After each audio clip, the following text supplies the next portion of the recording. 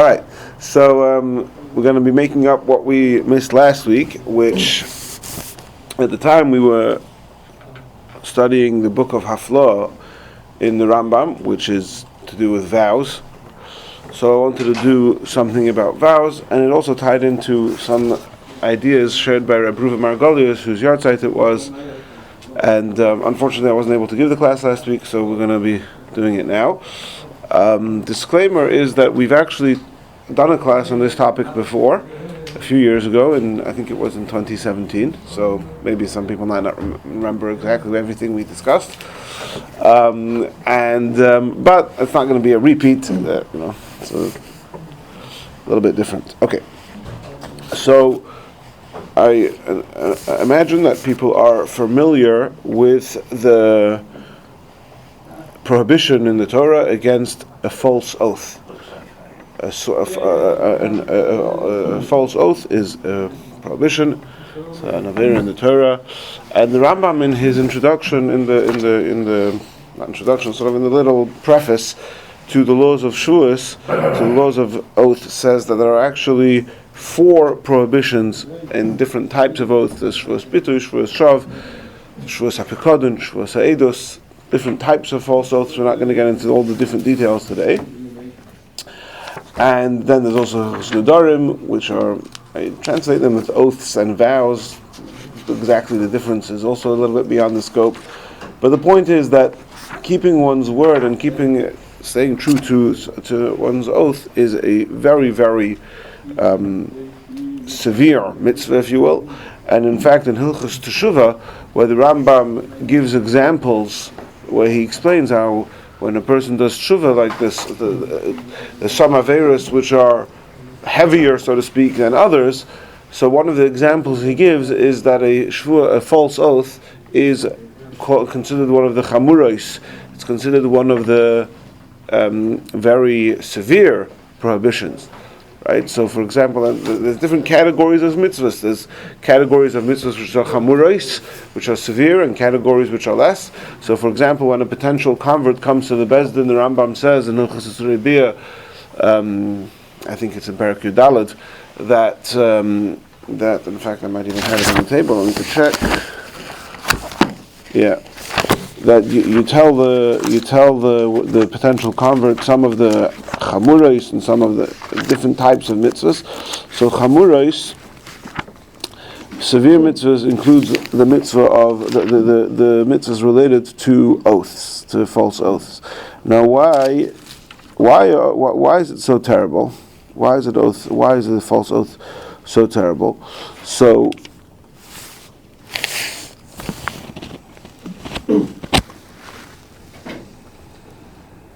Yeah, the Rambam says when a potential convert comes, you tell him some of the mitzvahs kalos and some of the mitzvahs chamuros. It's in the Surah Bia Perek Yudalad Halacha Beis, and they bring here on the side the quote from Hilchos Teshuvah Perek Aleph Halacha Beis, where the Rambam says what are considered the Aveiros chamuros, what are the severe Aveiros. So he says all the Aveiros for which there is capital punishment and false oaths. Right, so false oath the Rambam puts that on par with capital offenses and false oaths. So why is it so severe? So the Mefarshim explain that an oath invokes the name of God. So essentially, when a person makes an oath, what he's saying is that this is as true. Whatever I'm about to make an oath on is as true as God. So, if a person is to make a false oath, he's basically denying God. It's worse than blasphemy. It's denying God. That is, and of course, that is, in many ways, the worst possible crime. At least in Ben Adam Lamokim, in Aveiros which govern our relationship with Hashem, the worst possible crime is denying of God. So, if a person makes a Shvuas Shav, he's essentially a false oath, is essentially denying God. So that's why, even though technically there's no capital offense for false oath, but it is right up there on par with capital Aveiros. You're saying something like the just like the truth of God or something? Yeah, that's what. Yeah, that's why the Rambam said. The Rambam even says that the person is not liable for shvuas shav unless he says it unless he mentions God.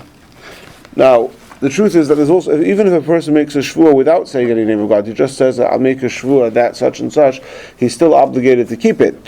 And there's some discussion whether that's a biblical law, whether that's medivri Kabbalah, but the mitzvah, sort of the original, there's offshoots and additions to the mitzvah again, medivri Kabbalah, medivri Rabbanan, whatever it is. But the main mitzvah of a shvuah is that a person invokes the name of God, whichever, it doesn't, no specific name, any name of God or any reference to God, doesn't have to be a name of God specifically, any reference to God that a person invokes Hashem and says, by God, X, Y, Z, right? I will do unto such, I won't do such and such, I do owe this person money, I don't owe this person money, right? So what if he doesn't mention Hashem's name? If he doesn't mention Hashem's name, so then it's not as severe, but it's still the lashon of the Rambam is. Then it wouldn't go into Hamuros necessarily, right? Yeah, it wouldn't be the same. It's still very severe. Now, so the truth is, there's another point here, which really Rabbi Moshe is bringing up. I think, and this is something we discussed last time we did this topic a few years ago. There's many stories in the Gemara, Midrashim, about very, very severe consequences to oaths. And as we'll see soon, the severe consequences are not only to false oaths that were made deliberately, they're even to false oaths that were made inadvertently, where the person actually had every reason to believe that what he was saying was true. And nevertheless, there were very severe repercussions. And even furthermore, that there's even many stories throughout our literature that point that people who took oaths that were true and nevertheless there was terrible consequences. Now, the main topic I want to talk about today is shvuas emes, is true oaths, but I'm just sort of leading into there. So it's shvuas, not nedarim. Yeah, I'm not talking about nedarim. That wouldn't be necessarily Hamuros. Correct. No, I also don't want to go into the difference right now, so we're going to leave that out. Now, if you read some of those stories, people losing children, people dying, they're terrible consequences to people saying oaths that were inadvertently not true or even true. And again, we're not going to go through all the stories now, but one thing you see, and I think that nowadays it's not so matched by American modern sensitivities, but the Torah places almost omni significance on the verbal word, right? And in fact, the Rambam writes in Hilchos Shvuos, Perek Yud Beis Halacha Ches, Tzarich lehizor b'ktanim harbe. You have to be very careful with children. Or l'lamid l'shonim divrei emes. You have to teach your children to talk the truth. V'lo yishvur, even without making a right. Don't make. You promise. Oh, you say you promise. No, don't do that. Let's train ourselves and our children that whatever we say is true. Why? Now you could say that it's important to teach your children to tell the truth because it's important to tell the truth. But the Rambam, and that's also true. But the Rambam here is saying something else. Why is it important to teach your children to say the truth?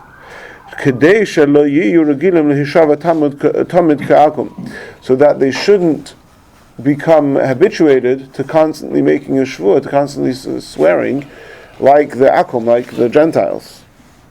Because this thing is like an obligation on the parents and on the teachers. In other words, the Rambam is saying it's a non-Jewish thing that, in the Akum again, he's saying, we just use our words freely. We say whatever was convenient to say. We don't care about the truth. And therefore, if I want you to believe me, I have to swear, I have to promise. We Jews don't do things that way. We take our spoken word you have my word.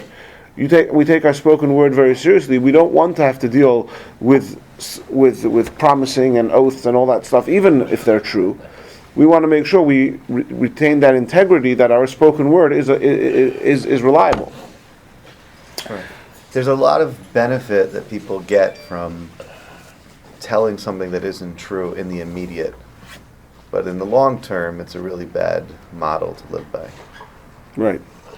Well, don't we at times encourage that? I think we talk about white lies and maybe for showing bias or for some other reasons. I'm So, That's a whole. So first of all, it does say that it's permissible to lie for three different things. It's permissible to lie, but even there, it doesn't really say it's to lie. It says it's mutter l'shani. It's mutter to change the truth, and it's not a you say a white lie, which can be a vague term. In practice, there's a lot of you really have to consult. In other words, there's a lot of yes, that's true because. Shalom bayis is more important than telling the absolute truth, and in fact, there's something else that shalom bayis is more important than, right? Shalom bayis, we say, is more important than God's name. We're allowed to erase, right? We're equating here God's name with Shvuah. We're allowed to erase God's name for the Soiter in order to create shalom bayis, right? That's what the Gemara says.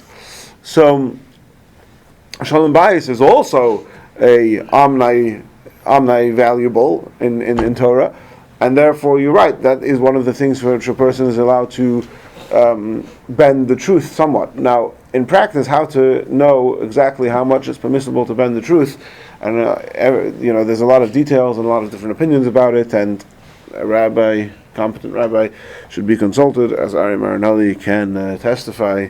What happens if you eat challah in the middle of the day? Yes, is that the story? Yeah. Do we have a book on that in the library? It's like you yes, have. we do. We have more than Truth? we have more than one book on this in the library. There's a book from Daniel Feldman.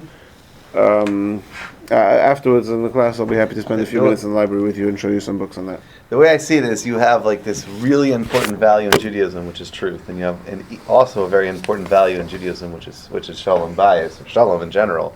And then what do you do when those two things compete? And the only determinant on which one to choose has to be the Torah, not us. Right. Right. Yeah. Okay, so let's talk a little bit about Shvuas Emes, about what's the Torah's attitude toward a true oath, and then hopefully we'll have time to come back and share some interesting perspectives. So, like I said, there's many stories. What I want to do is I want to go through some quotes from the Sefer Chassidim. Sefer Chassidim has a lot of pietistic, is that how you say that word? Pietistic behavior, practices and advice. And not everything that it says in Sefer Chassidim is always necessarily common practice, but Sefer Chassidim is quoted a lot by the Poskim, by the Mogen Avraham, by the Alter Rebbe, by many Poskim. Sefer Chassidim is considered a recognized halachic work. So everybody knows, quote unquote, right? Everyone knows that we go to great lengths to avoid shvuas emes, to avoid making an oath, even if it is 100% true. And you even have some shuvas. For example, there's a shuva here from the Minchas Yitzchak. From the Chassam Sofer. One of the famous shuvas about this whole topic is Chassam Sofer Chesed Mishpat Siman Tzaddik. Everybody who talks about this quotes this Chassam Sofer, and he starts off by, the question is that we know people say that a shvuas emes, even a true oath, is an Aveira. Is this true? Is there truth to this?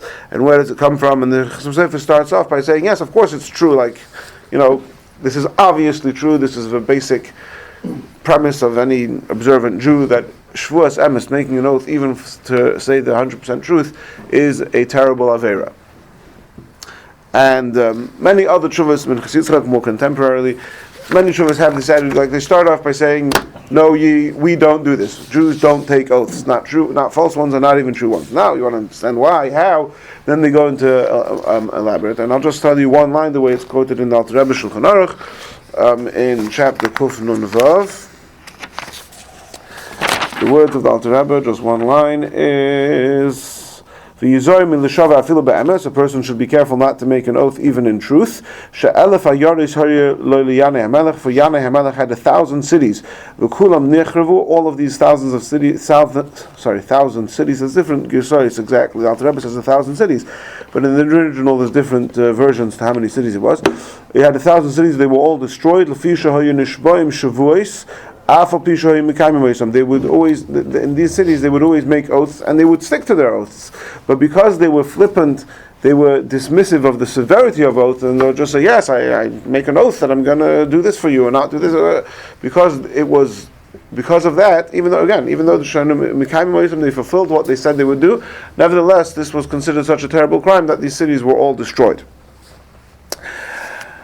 Question. Yeah. So how do you get around this whole thing of putting yourself on the line by making an oath? In other words, you can't tell somebody, well, I promise you, and then, I mean, what do you say? I promise is not the same as an oath. An oath is when you make an oath that I'm going. The proper way to do it, the proper way not to do it, is to invoke the name of Hashem. It's not the same as saying a promise. A promise is also, you say I promise, it's also important. But it's not exactly the same as an oath. But I think the answer to your question will become clear throughout the class today. Okay. I mean, it's kind of curious that even when you're telling the truth, for some reason, it's still very problematic. Yeah. To me, it's very... Yes. So... Because you're putting burden on yourself. Yeah, you're trying to add extra responsibility. So first of all, I'll start off with two stories brought by the Sefer Chassidim. There was one, so I'm reading here, in the Sefer Chassidim, different versions have different orders to the chapters, but in the version I'm holding here, which is the Meister of Cook, with the notes from Rabbi Margolis, this is from chapter 418 and 419, where he says like this. There was once a Jew who was Mechuyev Shvua, he had to make an oath for a goy. And he says, what should I do? I don't want to make an oath. But he wants his money. So he says, if I make the oath, the truthful oath, I will be able to extract my money from him, and I will give half of the money to tzedakah. So somebody said, oh, that's a very good thing to do. You're going to get your $1 million back, and you're going to give $500,000 to tzedakah. Perfect. The wise person said, no. Even if you'll give all of it to tzedakah, and you'll add more of your own money to tzedakah, it's better to drop them in the money that he owes you, and not take an oath, even truthfully. And therefore, he says, a person should be careful never to do any business dealings with a guy, or in other words, not to do business dealings with anyone, basically, without witnesses. If you have witnesses, then if you have witnesses to the transaction, it's never going to be your word against his, so you won't come to the situation where your only way out is to make an oath. Right? The next story is that there was a Jew who Goyim Halilu Olav. How do you say? They falsely accused him. And they said, you did this and this, and he had to make a shvua that he didn't do it. And he took the truthful oath. But then he came to the Chacham and he said that I feel very bad that I made this shvua, even though it was truthfully, and I was forced to do it to save my life. They would have killed me if I had not made this oath. And why was he so upset? Because my parents never took any oaths, even truthful. So the Chacham said to him, if you want to be atoned for this sin of having saved your life by taking a truthful oath, accept upon yourself that you will never mention Hashem's name, even if it's truthfully, and if it's not necessary, not even not in another language. Never say God. Don't say that word. Even when you're reading psukim, you shouldn't say them. Right? In other words, to go to the extreme and not so here, what do we see from these two stories? We see, and again, we're not paskening from this that a person should actually give his life rather than make an oath in truth, but we're bringing these stories to demonstrate the severity of truthful oaths, where at least the Sefer Chassidim, or the Chacham of the Sefer Chassidim, felt it was worth giving one's life for it. And also we see here... Was that so clear? Yeah, he said if he wouldn't have done it, they would have killed him. And he says that in order to atone for this, he agrees with him that this was a bad thing that he did, and he needs an atonement. Oh, that's not how I understood it. Why? Maybe I'm not reading every word, but to me it was maybe it's possible that yes, what you did was the right thing, but you still need atonement nevertheless. Okay, that's It possible. still shows it's very serious. Yeah, okay, it could be. Yeah, fine, possibly. Okay, but also another thing that we see from here is what is the severity of the? Why is it so severe? It's clearly associated with mentioning God's name. Like the atonement is be careful never to mention Hashem's name. And I just said God's name. He's saying don't say God's name, say Hashem's So name. what do you recommend? If you make an agreement with a goy, you don't mention God's name? That's certainly a good idea. But Yeah. yeah. All right, then we'll go back to chapter 10. Can I just ask for? Yeah, go on. What's the difference between an oath and a contract? So if I'm negotiating something with a goy, if it's about business, does that go down a different road where I have to have a written contract, or can I have an oral contract and that's considered an oath? No, an oath means when a person invokes God and says, "By God, I will or won't do such and such." That's an oath. That's what we're talking about. Now, one second. I just want to point out that a contract is not an oath, and a verbal contract is also not an oath.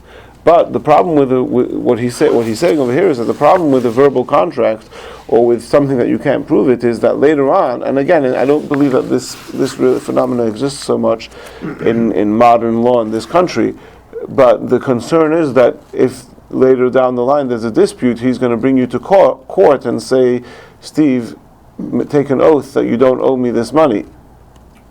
And then you'll be stuck, because even if it's true, you don't want to do that. Well, you don't want to have an oral agreement to begin. That's what he's saying. Avoid the oral agreement to agree with without witnesses, so that you shouldn't down the line come to a situation where you have to take an oath. Well, wouldn't it be easier to discuss this in terms of when you have to take an oath in God's name, Yes, we're getting there. and then everything else, don't do it, rather than start, you know what I mean? I'm saying Here are again. 3 circumstances where you have to do an oath with God's name, and on the other circumstances, never do it. I think it would be wouldn't it be a shorter discussion? I'm not sure I understand the question. Well, you're going through all the reasons not to do it and all the circumstances not to do it. It's obviously something that's really reserved for only required under very specific circumstances. Is that correct? Yes, but that's the whole goof is what I'm trying to demonstrate, that we see to show you some of these stories. I'm just saying. He's trying to point out mistakes.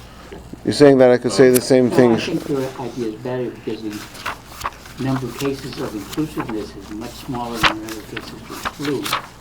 Because you simply push all of the permitted ones and then outside of that, excluding the huge number of those That would be a much more eloquent way to put my point. Thank you. Yeah. anytime.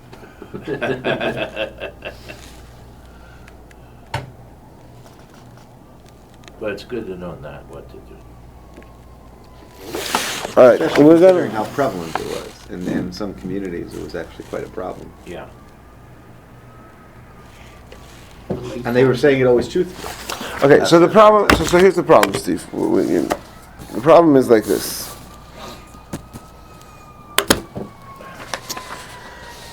The problem is that the pasuk says there's a pasuk. It's actually the same pasuk in 2 places, in Parshas V'eschanan and in Parshas Eikev, more or less the same pasuk, where it says.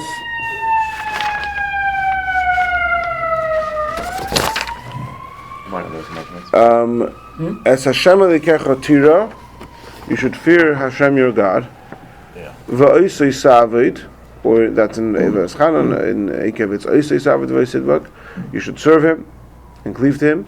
And then it says V'shmoi tishaveya, and take oaths in his name. So the pasuk says you should take an oath in Hashem's name. So how do we understand this pasuk? So the Rambam says, that this is a positive commandment. There is a positive commandment to take an oath in Hashem's name. This at face value seems to fly in the face of everything we've been saying until now. Right? And this Rambam was not unchallenged. read to you from the Ramban. From the Ramban, we have Rambam versus Ramban. The Ramban's commentary to the Parshas Vayetchanan, Deuteronomy chapter 6. He says like this. He quotes the pasuk, "In His name you shall swear." I'm going to read from the ArtScroll translation. This is not a commandment that one should swear oaths in God's name. Rather, it is an admonition that when you do swear, you must swear by His name only and not in the name of any other God. And therefore, after this verse it is written, "You shall not follow other gods," meaning that you shall not go after them in any of these matters just mentioned in our verse in connection with God, namely, you shall not fear them, not serve them, nor swear in their name. So what the Ramban is saying essentially is, now we have this idea that sometimes there's a positive mitzvah, which is not, where the Torah tells you do such, and really the Torah's intent is not that you should do such, but more that you shouldn't do the opposite. Right? There's many examples of this. Nothing comes to mind right now. Let me think a second. So it's According to some, for example, I'll give you an example. According to a Nazir, we also just learned, Gadol Pera. A Nazir has a mitzvah to grow his hair. Right. Now, according to many Rishonim at least, there's no mitzvah per se that he should grow his hair. It's just the Torah, and it's counted as one of the 248 positive mitzvahs, but the objective of the mitzvah isn't to have long hair. The objective of the mitzvah is not to cut his hair. Right? So you have some times where the Torah expresses something in the positive sense, and therefore it could, in some cases, it would count as a positive mitzvah, but the intention of the Torah is to exclude the opposite, right? So what the Ramban is saying actually in this case, it doesn't even count as one of the mitzvahs. When we're saying of Ishmoy Tishaveya, you should take an oath in Hashem's name, what we mean is that don't take an oath in anything else's name. That's what the objective is. Yeah, you have the same thing I think with kosher. Yes, correct. However, the Gemara in Masechtas Tamura expounds this regarding taking truthful oath to say that it is permissible. And the Gemara says as follows: why does the Torah say of Ishmoy Tishaveya? He quotes the whole Gemara to finish, and he finishes off by saying that Ishmoy Tishaveya is not a mitzvah to take an oath in Hashem's name. Rather, it is an allowance that it is permissible to take an oath in Hashem's name. So again, so far the Ramban has suggested two explanations to these words of Ishmoy Tishaveya. Number one is that if you're swearing God's name, not in the name of anything else. Mm-hmm. Number two is, so that way it's not a mitzvah, there's no mitzvah to take an oath. The second way is that the mitzvah it's not a mitzvah to take an oath, it's an allowance that it's permissible to take a true oath. You may have thought that it's forbidden to take a true oath because you're not allowed to just say God's name. No, we give you special permission to say Hashem's name in the case where you're making a true oath.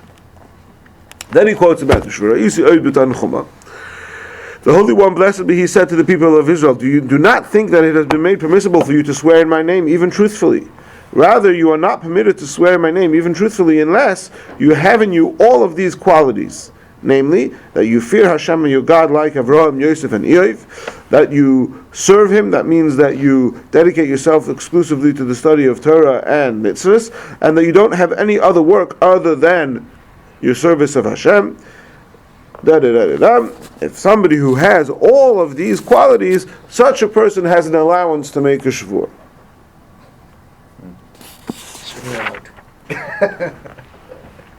Okay, so essentially the Ramban is saying again two things. Right.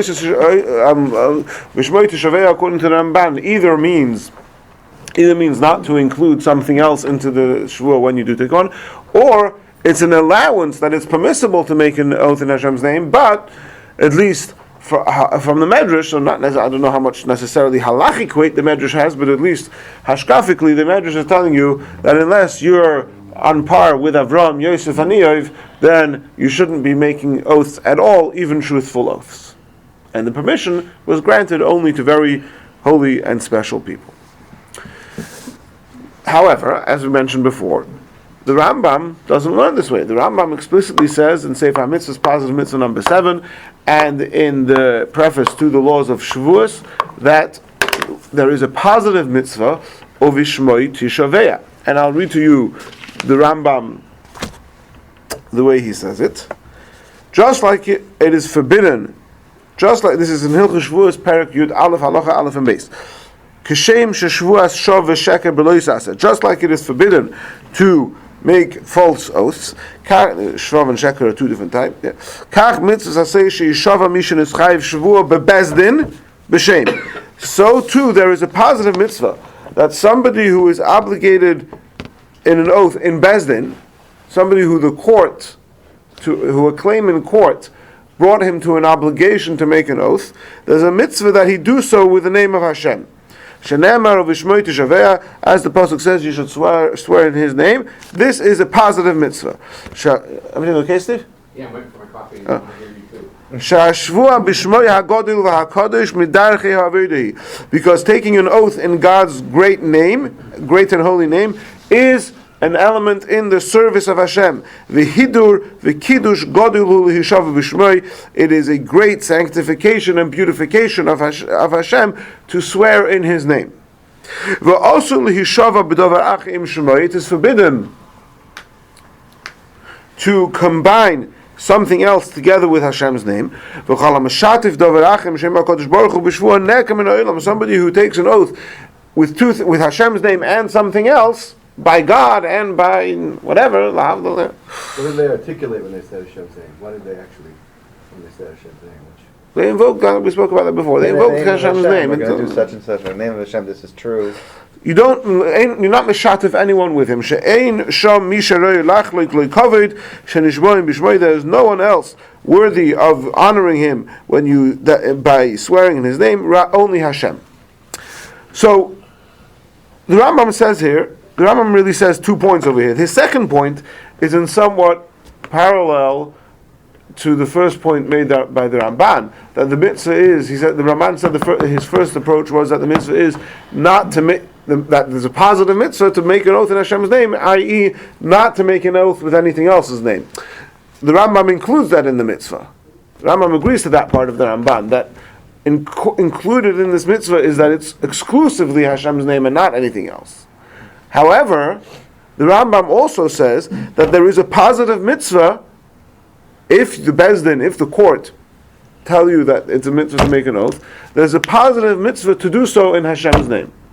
Now, Rabbi, if we look at civil court, even in a civil court, you have to swear or affirm that what you're going to say is true, so help you God. Is this the same, or what is it? That's an interesting question.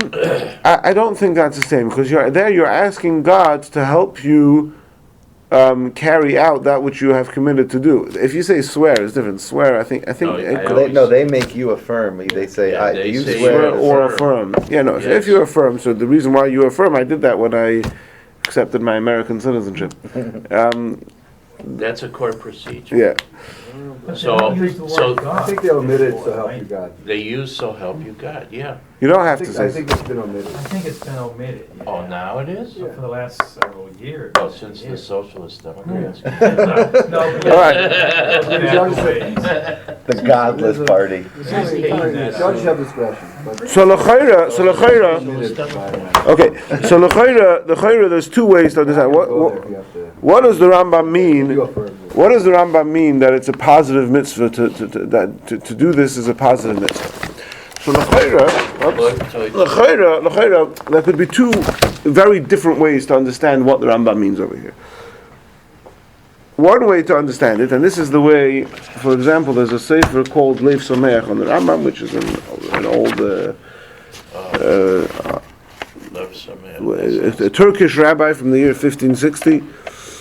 So he basically says that what we mean that it's a positive mitzvah is just like many mitzvahs, which, for example, we always give the example of divorce, right? There's one of the 248 mitzvahs is the mitzvah of giving a get, right? Now, that's not to say that's not the type of mitzvah that you're supposed. That means there are mitzvahs that you have to do. You have to put on tefillin. Then there are mitzvahs that you want to do, right? Mezuzah. Right? If you don't have a house, you don't have a mitzvah to put on mezuzah. But we hope that you have a house and put on mezuzah. We try to go out of our way to wear a four-cornered garment to put on tzitzis, right? Yeah. Divorce is not like you don't go out of your way to try and fulfill the mitzvah of divorce. The mitzvah of divorce is that if you want to divorce, then the way to do it is through this procedure, right? So it's a misnomer, really. concept that that's a mitzvah? Well, Because it's used differently. right. So, in other words, we say, I'll rephrase what you're saying, Steve. We say that there are 248 positive commandments. The truth is that those 248 positive commandments can really be split into two or probably even three different types of things. And the third one that we're discussing here is that if life brings you to a certain circumstance, then you are you have a positive mitzvah. Hashem wants you to do it in this way and not in any other way. That is the mitzvah, right? If a person's circumstances bring him to divorce, the way to do it is in the procedure of giving a get, etc., with all the details So when you described in the civil Torah. court, all they care about is you got a civil divorce. But if you have any connection with Yiddishkeit, like I did, you have to insist that you have a get as well. Mm-hmm. But it's separately, right? For example, I'll give you another example, right? Nobody goes out we spoke about mezuzah. Mezuzah is a maikah, right? Nobody goes out of their way to build themselves a rooftop in order to fulfill the mitzvah of making a fence around your rooftop. If you have a rooftop, then the Torah tells you have to put a fence around it, right? It'd be hard in Winston Towers. Yeah, we spoke about this recently. We spoke about this some time ago about the mitzvah of Shiluach Hakam, to send away the mother bird. Is it a mitzvah? Some people go look for opportunities to do it, or is it? Yeah. Okay. Now, so one way of understanding the Rambam is Uvishmoi Tishaveya, that if the circumstance brings you that you have to take an oath, like the Rambam says, Shenischayv Shvu Bebezdin, the courts are telling you to make an oath. So then the mitzvah is to do the oath in God's name. Don't do it without God's name. Don't do it for sure. Don't do it with something else's name. Don't even do it with shituf, of combining God's name with something else. Do it in God's name. That is the positive mitzvah. That's the way some Mefarshim understand the Rambam. However, there is a very prominent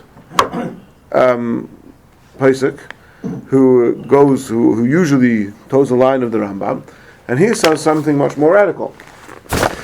And if you couldn't guess yet, we're talking about the Sefer HaChinuch. Sefer HaChinuch and Mitzvah Tov Lamed Hey, and that's Mitzvah 435. He's quoting the pasuk in Ekev, even though, again, like we said, the same pasuk exists in Parshas V'Eschanan, but he always, yeah. So this is in Deuteronomy chapter 13, I think. Chapter 10. Chapter 10. So he says like this: the mitzvah is, and again I'll read you from the Art Scroll translation. The mitzvah is, we are commanded to swear in His name, in the name of Hashem, blessed be He, when the need arises for us to substantiate and affirm some matter, or to the opposite, to repudiate some matter with an oath. We are so commanded because doing so ascribes greatness, might, and exaltedness to Him, and concerning this it says of Shmoi Tishaveh. Then he goes on, and he says like this.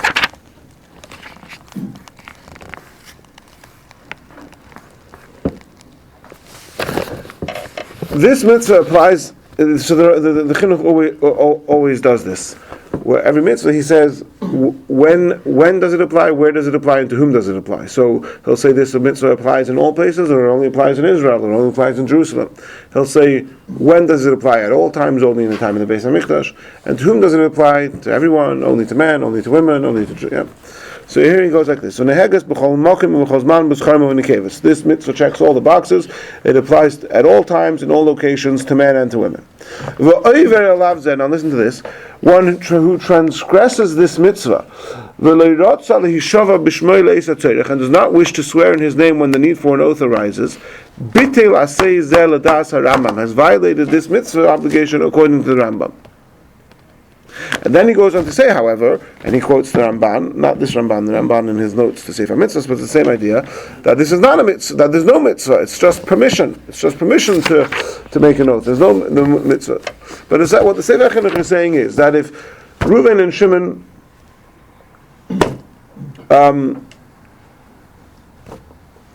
let's give an anonymous name. Reuven summons Bill Russman to court, and he says, Bill Russman, you owe me $1 million.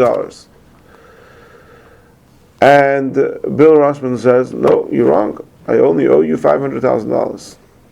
So Bill is now what we call a Meidem Amiktas. That means he has has partial admission.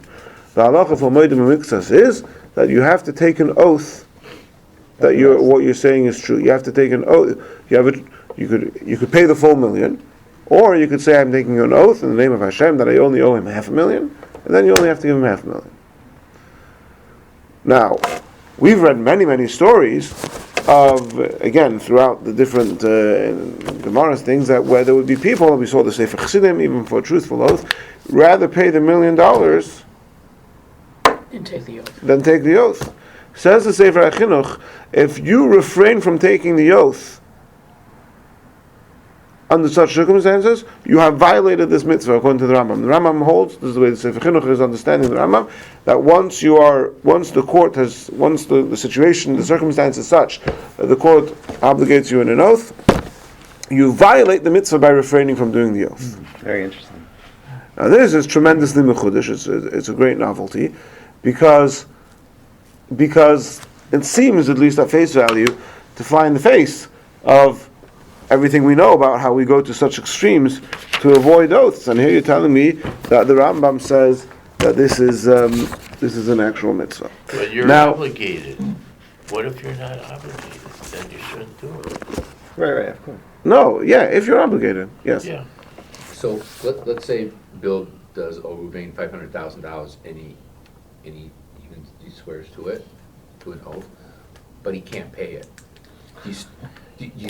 You We're still not have to talking- make that commitment that That's you a owe it difference. even if you can't No, pay it. the commitment here is not how to go ahead and proceed with payment. The court will deal with that. Right now, we're trying to establish what his No, obligation because I'm is. saying he's swearing that he owes it. So Yeah. is this the same as saying swearing that he will pay it? No, even though he no, can't? no. No, Okay. you're swearing that the statement is true. Okay. Right? I mean, it's not just. I simplified the story. The story is that they're going to back up their claim of why they're saying he owes him $1 million, and he's going to say why I only owe him $500,000. Okay, so Right? It's not just. And I owe it to you, but Right. I'm not swearing I'm going to pay it.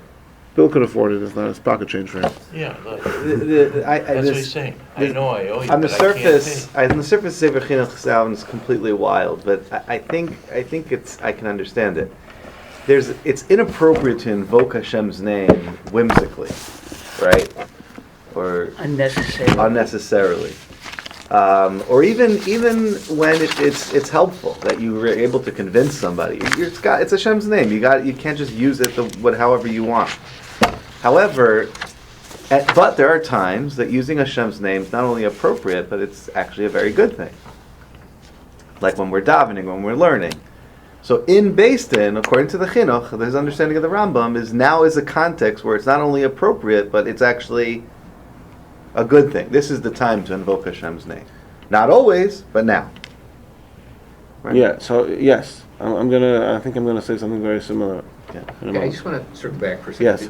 to what I said a minute ago, because I say this to people, not in God's name, but I say, someone will be at the store and buy something for me, and I'll say, I'll pay you back.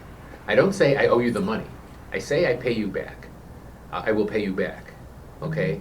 So let's say, for whatever stupid reason, I swear to God that I would pay you back. I'm not saying I owe you the money. I'm making a commitment to pay you Those back. are two very different things. In halachic parlance, it would be shvuas apikadon and shvuas bitui. Shvuas apikadon is when you make an oath to that you don't owe somebody money, and shvuas bitui is making an oath of that you are or you're not going to do something. In your case, you're talking about you're making an oath that I'm going to do something, namely give you this amount of money. Shvuas apikadon is where the oath is whether or not there's an obligation for the money. You're not talking about whether you're actually going to carry it out. Okay, so let me ask my question again.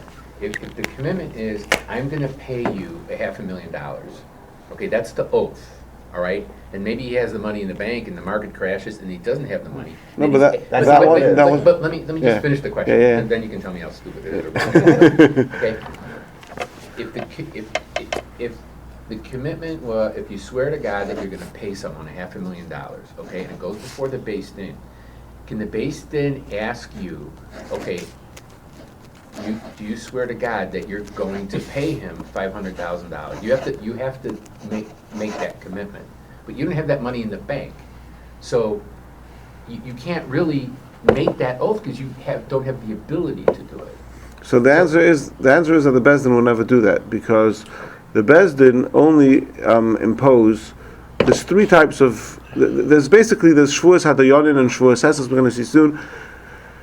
There's certain criteria which the Beis Din sort of, when certain boxes are checked, then the Beis Din says, okay, now the formula dictates that you have to take such and such an oath.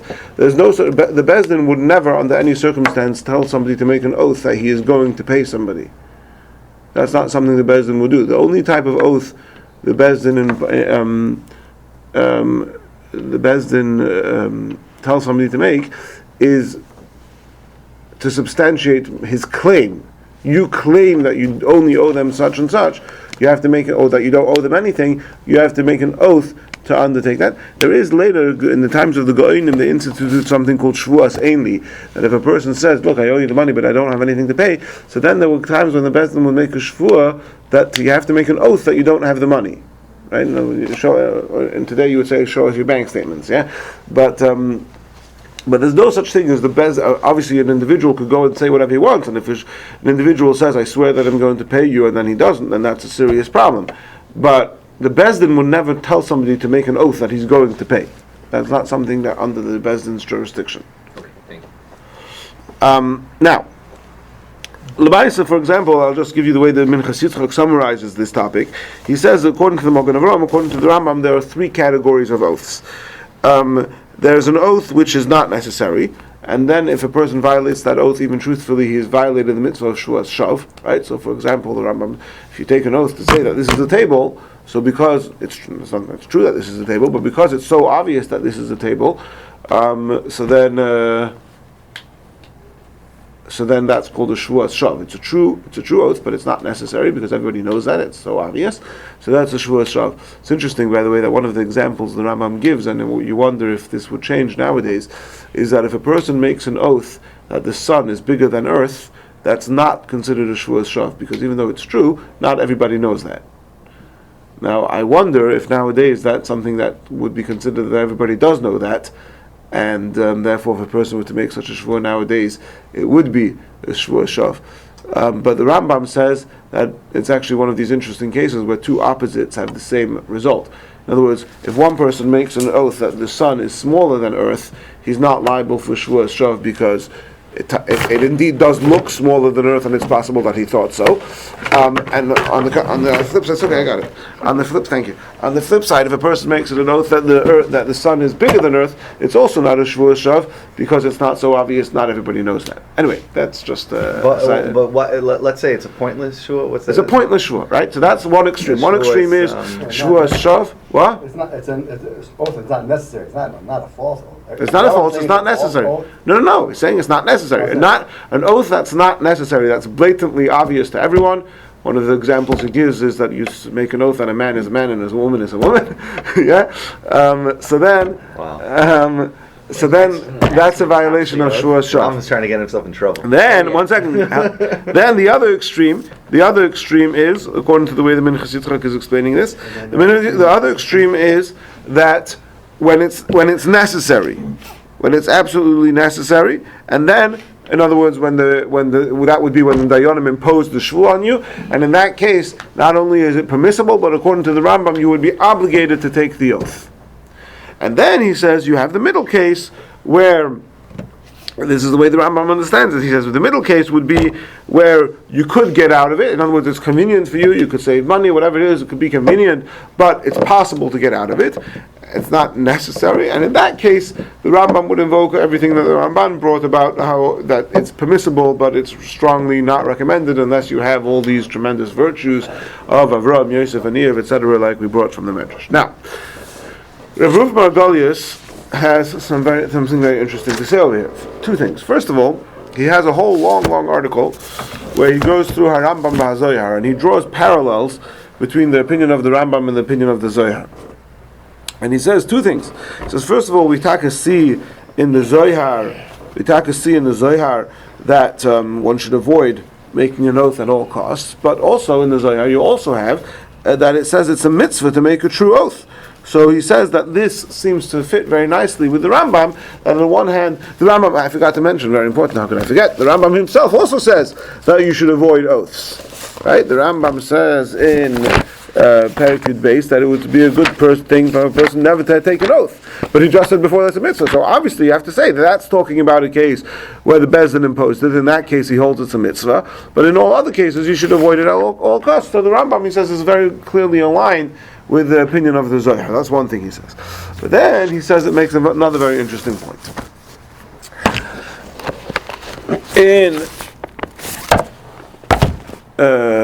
This is on the wrong page because it fell. So I have to get it back to Perek Yud Aleph. In Hilchos Shavuos, Perek Yud Aleph, the Rambam goes through the procedure of the court imposing an oath on a litigant. And there is a process called iyum, which means that we really go very, very heavy on making the guy petrified to take this oath.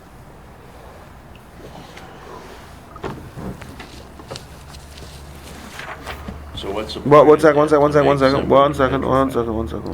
that he understands the seriousness of his action. Let me think about it. We tell him you should know that the whole entire world shook when Hashem says don't invoke the name of Hashem in vain. All Aveiros in the Torah are forgiven. Shavua Asrav is not forgiven. All Aveiros in the Torah. Anyway, go on and on and on.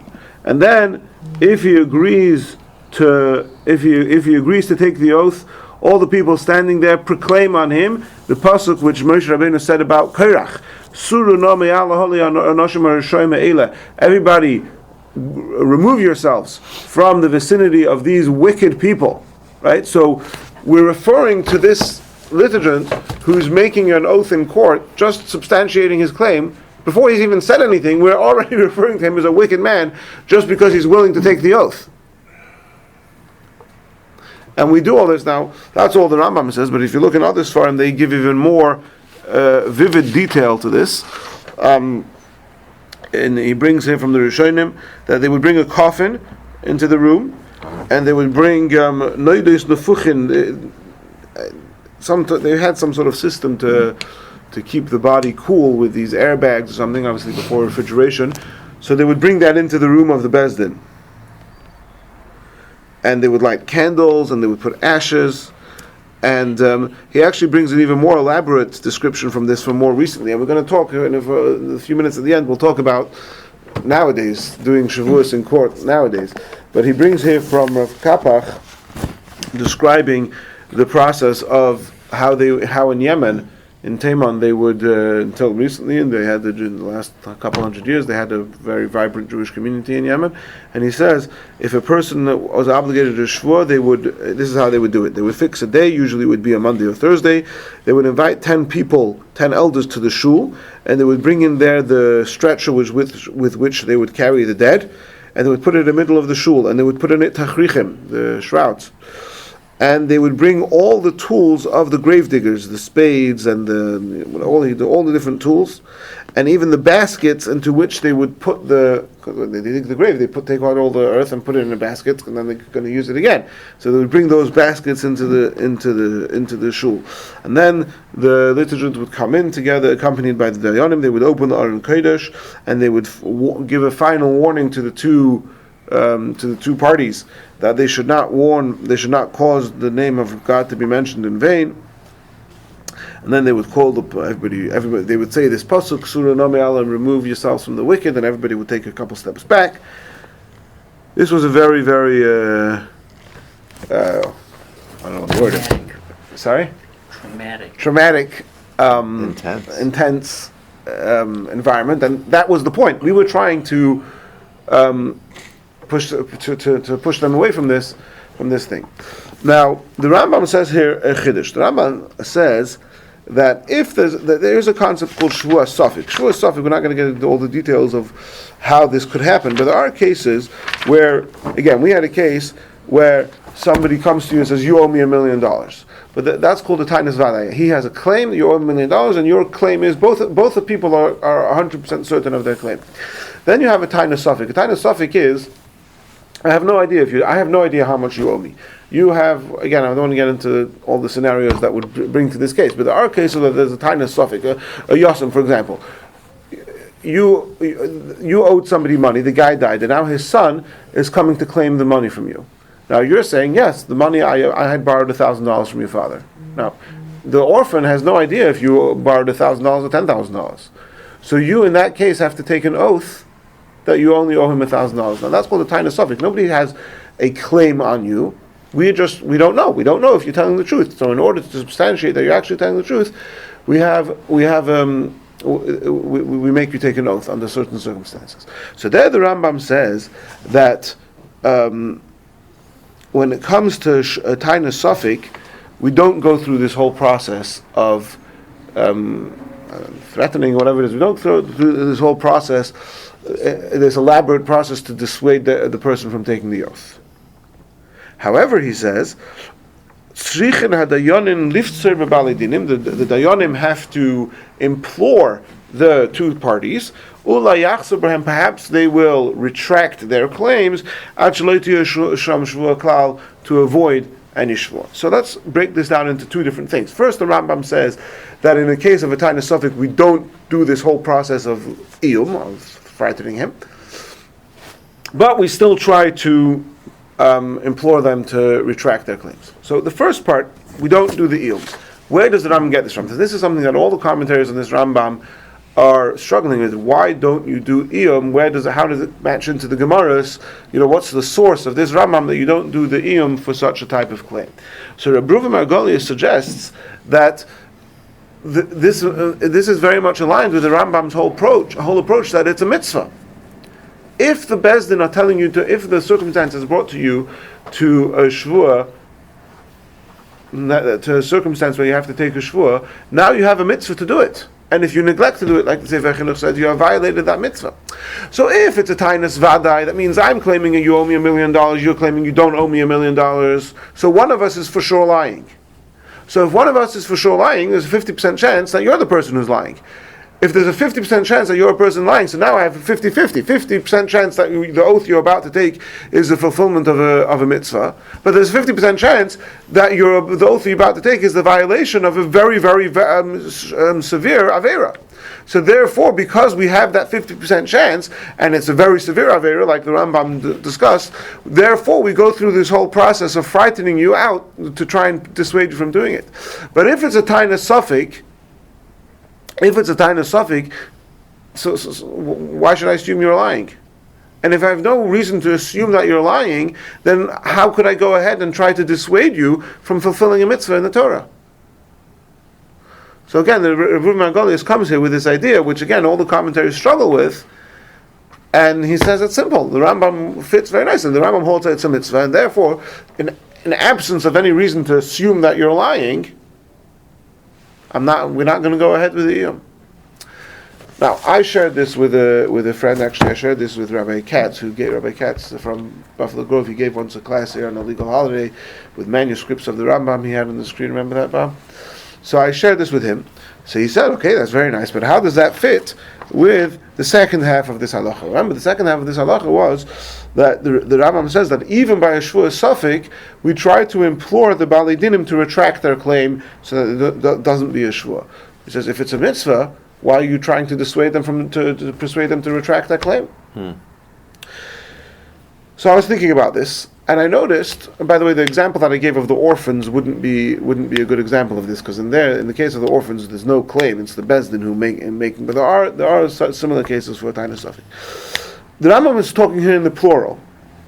We implore the Balei Dinim, we implore both litigants, both parties, in the plural. Perhaps they will retract their claim ad shelo tiyeh shom shvua klal, so that there shouldn't be any oath. And perhaps I'm suggesting and this would, if this is true, then this could work together with Rabbi Margolius. And again, if you look at the commentaries on this Rambam, they're all struggling with this. But this would, if what I'm about to say is true, then it would set the whole thing to rest. What is the mitzvah according to the Rambam? Like the Sefer Chinuch says, if the circumstance is such that the Bezdin are telling you have to make a shvua, then you have a mitzvah to go ahead and do it. So the Rambam is saying we're not going in the case of Taina Suffolk, we have no reason to assume that you're lying. I'm not going to try and frighten you to dissuade you from taking the oath. What I'm going to try to do is persuade you guys to withdraw your claims.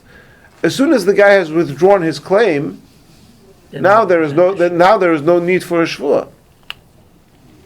If the guy says you owe me $1 million, well, it's a tiny suffix, yeah, but the guy comes to you with a tiny suffix that maybe you owe me $1 million. If I can convince him to retract his claim, now you don't have a mitzvah to do it, and if you don't have a mitzvah to do it, then, like we said, we try to avoid shvuas, avoid oaths at all costs. But if the Toveya, how do you say in English Toveya Mitzvah? If the Toveya, Claimant? the person with the claim, retains his claim, now we're not going to, under this circumstance of Taina Suffolk, we're not going to try to dissuade you from taking the oath, according to the Rambam, because in that case you have a mitzvah to do it. Ad kan, what I believe may be pshat in the Rambam. I want to just finish off to take a few minutes to talk about what happened to, where do we all go with this? We know that in the Torah and in Halacha there's numerous cases where we say shvur, shvur. If you go to a rabbinic court today, be it the CRC or anywhere in Israel, you're unlikely to ever encounter the concept of a person taking an oath. And in fact, as far back, even though in the Rambam, if you look through the Rambam in Perek Yud Aleph of Hilchos Shvuos, there are a number of times where it's very clear that he's talking about current, that in the Rambam's life, this was a thing that was practiced, that people would come to the court and the court would paskin that they do the shuas. And we saw that even in Yemen, which considered themselves followers of the Rambam, they were still doing this until recently. But nevertheless, as far back as the early Rishonim, we have, by the way, post Talmudic, we even have the Go'inim adding new shavuos, which didn't exist in the time of the Gemara, like I mentioned before, the shavuos einli. The Go'inim instituted in certain cases that a person would take an oath that he doesn't have any resources, that he doesn't have the money, right? So certainly the Go'inim was still doing this. But then once you move past the generation of the Go'inim into the early Rishonim, already from Rashi, we don't do shavuos anymore. Like it seems like it was becoming too severe. Whatever the case was, and people were becoming more flippant and not keeping their oaths, or whatever the case was, as time went on, we took a more and more severe, hesitant approach to Nadarim. And here also you have the Ravid on this Rambam says, I heard that the Go'inim of blessed memory instituted, it's not referring to those same Go'inim, but that nowadays, we don't impose any oaths on any liturgians in order that the world should not become destroyed because of the many sinners who are now many. Rather, we do chayrim, we blow the horns and we turn off the candles and we bring mitosh kfuyas. I'm not sure if that means upside down beds or it's a reference to the coffins or whatever it was. But basically, we do all sorts of things to try and frighten the people into telling the truth, but we don't actually impose oaths anymore. That's already the Ravid saying such a thing. Later on, we get into we find other norms that were instituted. But Yemen always had it. Yeah, in Yemen they still did it. 1 second. He brings here from the Chassam Sofer that they had this formula, that there were certain poskim who had a formula that if a person, if there was a suit that, according to the law of the Gemara, would have been the result that you have to make an oath of such and such. So then we translated that in, you have to pay 1/3 or 2/3. So we don't go with the oath anymore. We have a claim from here and here. Okay, instead of saying you make an oath to him that you don't owe him the money or whatever, or that he does owe you the money, whatever it is, we settle it with 2/3 and 1/3. We consider that to be the price to pay in order to avoid having to take oaths. So that's another minhag that became, and it's possible. I mean, I don't know enough about Chosh Mish, but it's possible that still exists till today. Now, I'll finish off with one fascinating story. Just give me a moment.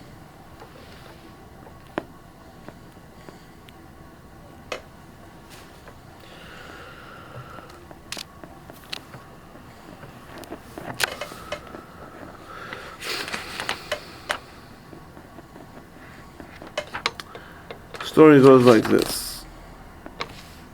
Alright, I'm not remembering where that was, but anyway. I'll finish off with this story. He brings here a story that they heard from Harav Ratzon Arusi, who is the rabbi of Kiryat Ono. Kiryat Ono is a city in Israel. And he says that one day he got a phone call from a religious diamond businessman about a terrible fight that had broken out between three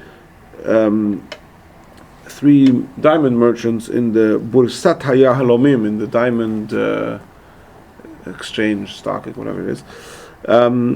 Basically, the three of them had a closed room meeting in this offices, and at the end of the meeting, it turned out there was a very expensive diamond missing, and all three of them denied having any connection to the missing diamond.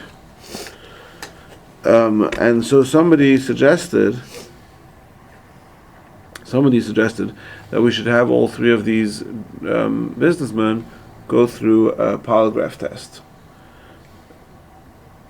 He says two of the jewelers readily agreed to take the polygraph test, but the third one refused.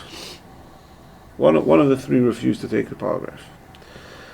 So whoever this is consulting with Rabbi Arusi, what should we do over here? So Rabbi Arusi says, I want you to invite all these three people to my office to take a shvua that they didn't steal the diamond. So before going ahead with any polygraph tests, send them to this bezdin. After he says they were invited to his court, he says the two who were ready to take the polygraph test owned up, and they said we took the diamond. So here you have a guy who everybody was honestly suspecting. He looked guilty because he was refusing to take the polygraph test.